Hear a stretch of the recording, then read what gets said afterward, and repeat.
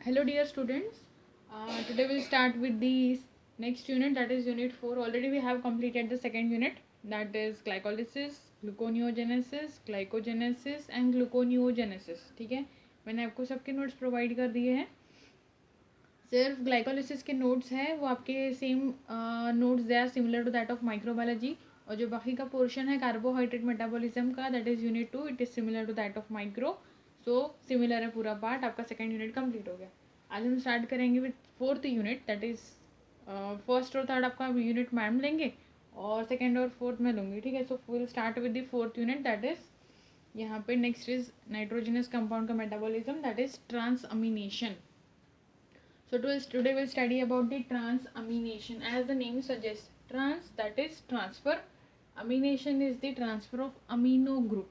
So transamination is nothing but reaction in which there is a transfer of amino group. अब ये reaction क्या होता है? Usually it is a chemical reaction जिसमें दो molecules involve होते हैं.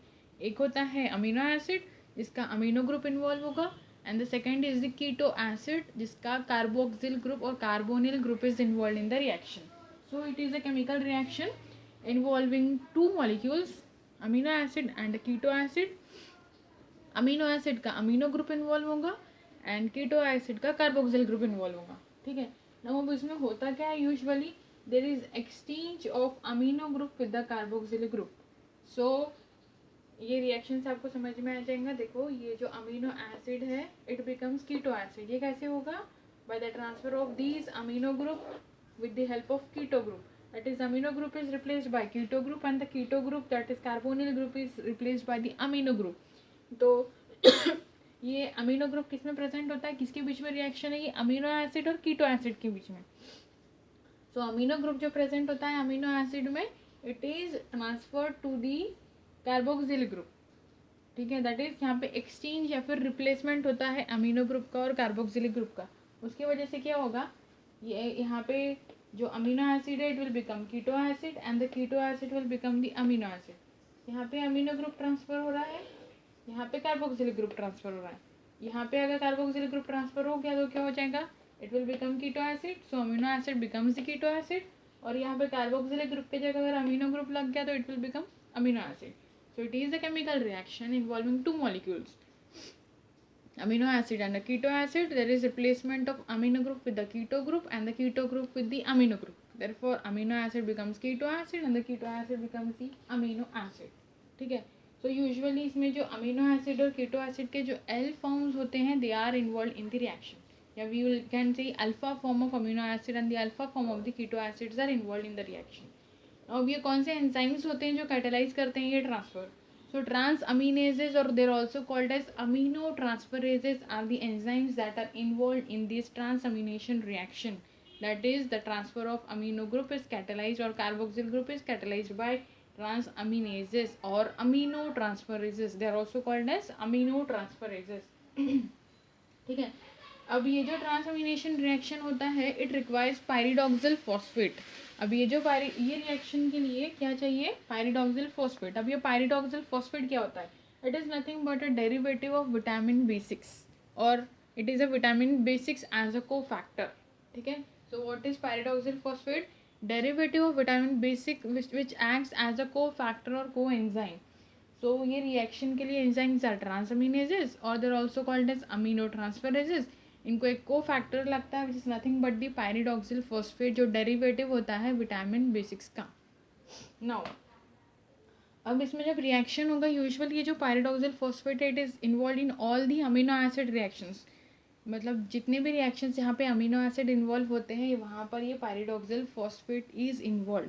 अब ये क्या करता है, जो पायरिडॉक्सिल फॉस्फेट है it plays a very important or essential role in binding to the active site of the enzyme that is transaminases. अब फर्स्ट स्टेप इसमें क्या होगा, pyridoxal phosphate it will interact with the active site of the enzyme transaminases and it will form Schiff base intermediate. आपने chemistry में पढ़ा होगा Schiff base. तो first ये क्या करेगा, pyridoxal phosphate which is a cofactor which is required for the enzyme, it will react with the active site and will form the Schiff base intermediate. अब ये जो intermediate होता है it is unstable. तो ये इंटरमीडिएट क्या करेगा, ये Schiff base intermediate it is stabilized by interaction with the cationic form. जो कैटायनिक रीजन होता है एक्टिव साइड का एंजाइम के, उसके साथ ही इंटरेक्ट करेगा, that will result in the release of alpha keto acid कि alpha keto acid release हो जाएगा and will form the enzyme bound form of pyridoxamine phosphate. तो अब इसमें क्या हो रहा है, जो कीटो एसिड है alpha keto acid form is released, amino form जो होता है एंजाइम का ही शिफ्ट बेस को अटैच होगा, that is known as enzyme bound pyridoxamine phosphate. Now this enzyme bound pyridoxamine phosphate in the process or in the reaction it will form shift base analog along with the alpha keto acid. तो यहाँ पे जो pyridoxal phosphate it plays a very important role in catalyzing the transamination reaction. सबसे पहले क्या करेंगे, ये pyridoxal phosphate which is a derivative of vitamin B6 it interacts with the active site of the enzyme, yeah, it forms an essential part of the active site of the enzyme transaminase and will form shift base intermediate. शिफ्ट base intermediate stabilise होता है कैसे, interaction जब cationic side का interaction that is interact करेगा cationic region के साथ enzyme के, और इसकी वजह से alpha keto acid group release हो जाएगा, that will form enzyme bound pyridoxamine phosphate which in the process will form shift base analog along with alpha keto acid. So यहाँ पे रिप्लेसमेंट होता है, alpha keto that is carboxylic group is replace for amino group is replace for carboxylic group. अगर particular group में that is अगर molecule है उसमें amino group replace हो जाता है कार्बोक्सिलिक ग्रुप से, तो वो क्या हो जाएगा, it will become keto acid. अगर कार्बोक्सिलिक ग्रुप रिप्लेस होगा अमीनो एसिड से, अमीनो ग्रुप से, then that particular molecule will become the amino acid. So they are converted from amino acid to alpha keto acid, या keto acid से लेके amino acids का replacement होता जाएगा. It means that this reaction is reversible. So transaminases can catalyze reaction in both the direction. Conversion of acid, amino acid to alpha keto acid or alpha keto acid to amino acid. So this reaction is reversible. Now यहाँ पे example दिया है, that is alanine is nothing but amino acid. This alanine is converted into pyruvate which is nothing but the alpha keto acid. So जो alanine है ये amino acid है, L form है involve होता है इसका amino acid का. इसका ट्रांसअमीनेशन रिएक्शन जब होता है it forms pyruvate. In this process pyridoxal phosphate plays important role. in this reaction it forms pyridoxamine phosphate as an intermediate. Again दूसरा एग्जांपल है ग्लूटामेट का. Glutamate is another amino acid, उसका फिर से एल फॉर्म इन्वॉल्व होता है. जब इसका ट्रांसअमीनेशन होगा तो ये अल्फा कीटो ग्लूटारेट फॉर्म होगा, क्योंकि ये कीटो एसिड है, ठीक है. This amino acid and it is an example of keto acid. So amino acid is converted into keto acid और keto acid is converted into amino acid. तो इसमें जो इंटरमीडिएट है या cofactor which plays a very important role in this reaction is pyridoxal phosphate which is a derivative of vitamin B6. And कौन सा enzyme involve होता है transamination reaction में, ट्रांसअमीनेसेस. अब हम पढ़ेंगे अबाउट ट्रांसअमीनेस एंजाइम्स क्या होते हैं. Usually they are intracellular enzymes. Intracellular in the sense ये सेल के अंदर प्रेजेंट होते हैं, ठीक है. So they are intracellular enzymes और इनका जो सीरम लेवल होता है बहुत ही नेग्लिजिबल होता है. मतलब अगर आप ब्लड के सीरम में इनका कॉन्सेंट्रेशन देखेंगे अगर आप कभी टेस्ट करते हो, so their level is very less because they are intracellular, इन लोग सेल के अंदर प्रेजेंट होते हैं, ठीक है. बट जब कोई टिश्यू को इंजुरी होती है देयर लेवल बिकम्स एलिवेटेड. और अगर सीरम में ट्रांसअमीनेजेस का लेवल ज़्यादा मिलता है इट मीन्स कुछ तो गड़बड़ है. That is either there is liver cirrhosis और it indicates myocardial infarction, that is something that is related to heart. So whenever the tissue damage occurs, the level of transaminases it increases and it is an indication of liver cirrhosis, either liver का कुछ damage हुआ है, और myocardial infarction that is related to heart, ठीक है. Now दो most abundant transaminases है और they're also called as aminotransferases, that is majority mammalian tissues में जो मिलते हैं, that is alanine pyruvate aminotransferases और transaminases, glutamate alpha keto glutarate aminotransferases और simply they are called as glutamate aminotransferases और transaminases. तो इनका नाम या तो आप सिर्फ इसको रेफर कर सकते हो एज alanine aminotransferase या alanine transaminase और alanine pyruvate aminotransferase और transaminase.